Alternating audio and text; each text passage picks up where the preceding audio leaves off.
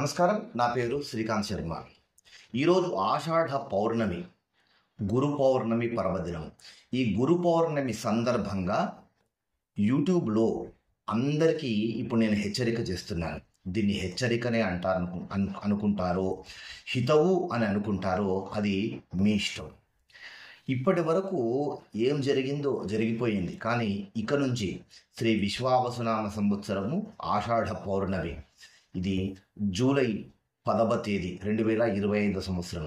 ఇక నుంచి ఎవరైనా కానీ అద్వైత సాంప్రదాయంను నిందించేటువంటి వారు కానివ్వండి, శివనింద చేసేటువంటి వారే కానివ్వండి, శంకర పీఠాలను, శృంగేరి పీఠాలను, పుష్పగిరి పీఠములను, కంచి పీఠములను, ఆయా పీఠములను అధిరోహించినటువంటి ప్రస్తుత గురువులను, పూర్వ గురువులను నిందించినటువంటి వారు, అదేవిధంగా చాగంటి కోటేశ్వరరావు గారు, సామవేదం షణ్ముఖ శర్మ గారు, గరికపాటి నరసింహారావు గారు, వద్దిపర్తి పద్మాకర్ గారు, నండూరు శ్రీనివాస్ గారు, ఇలాంటి వారిపైన ఎవరైనా నిందలు చేసినా, దుర్భాషలాడినా కానీ ఇక నుంచి సహించబోము.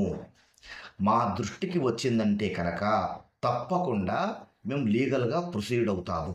అది ఎంత పెద్ద ఛానల్ అయినప్పటికీ కూడా, వాళ్ళు ఎక్కడ ఉన్నప్పటికీ కూడా, స్త్రీలే కానివ్వండి, పురుషులే కానివ్వండి, ఎలాంటి జాలి దయ అనేటువంటిది చూడకుండా తప్పకుండా మేము వారిపైన లీగల్గా అప్రోచ్ అవుతాము.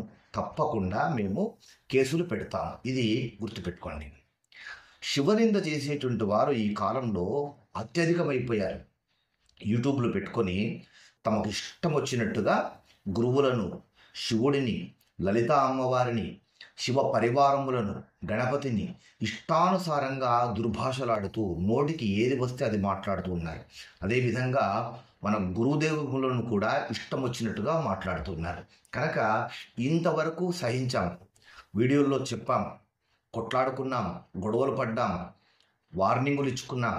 ఇవన్నీ ఇక మీదట కావు. ఇంకా వార్నింగులు ఇవ్వడము, కొట్లాడడం లాంటివి కాదు. డైరెక్ట్గా మీరు ఇకపైన ఏదైనా కానీ అద్వైత సాంప్రదాయమును విమర్శిస్తూ మీరు కనుక వీడియోలు చేస్తే తప్పకుండా వాటిని మేము కోర్టు దృష్టికి తీసుకొని వెళ్ళి క్రిమినల్ కేసు పెట్టే వరకు మేము ఊరుకోం. ఈ సందర్భం గుర్తుపెట్టుకోండి. దీన్ని మీరు హెచ్చరిక అని అనుకుంటారో, హితువే అనుకుంటారో, అది మీ ఇష్టం. మన భారతదేశంలో ద్వైత సాంప్రదాయము, అద్వైత సాంప్రదాయము, విశిష్టాద్వైత సాంప్రదాయం అనేటువంటి 3 సాంప్రదాయాలు ఉన్నాయి.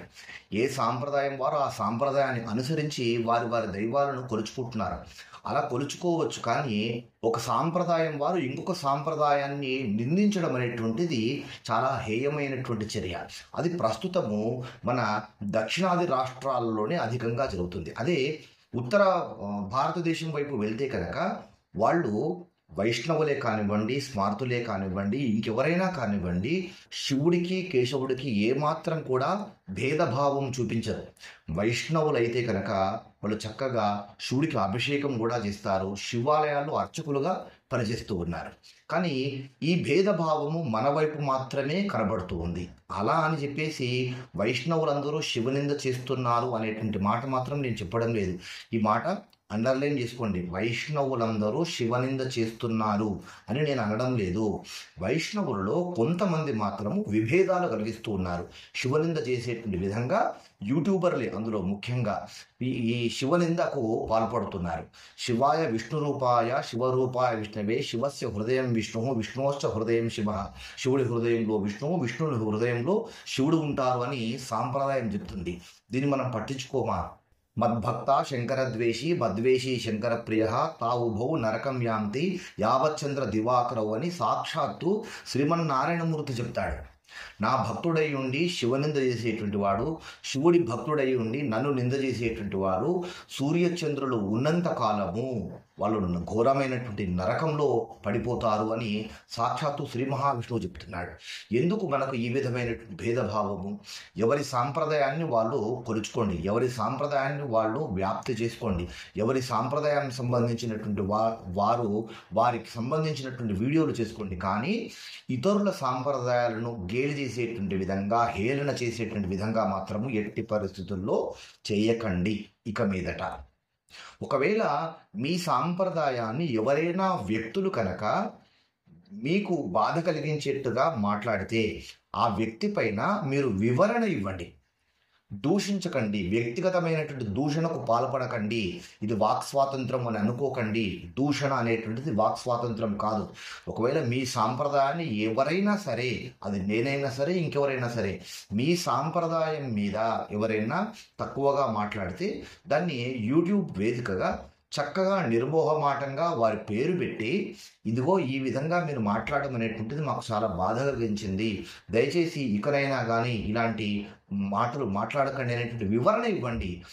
కానీ విమర్శలు ఎందుకు చేయాలి చెప్పండి? ఇప్పటి వరకు చాలా చేశారు. శివనింద చేశారు, గురునింద చేశారు, సాంప్రదాయ నింద చేశారు, పీఠాధిపతుల నింద చేశారు, పీఠములను నిందించారు. ఇప్పటి వరకు ఏదో జరిగిపోయింది, ఇక మీదట మాత్రం చెల్లదు. తప్పకుండా ప్రతి ఒక్కరిని కూడా మేము ఈ సందర్భంగా వారిపైన కేసులు పెట్టడానికి మాత్రం సిద్ధంగా ఉన్నాం. మా లీగల్ టీం మేము రెడీ చేసుకున్నాం కనుక జాగ్రత్తగా ఉండండి.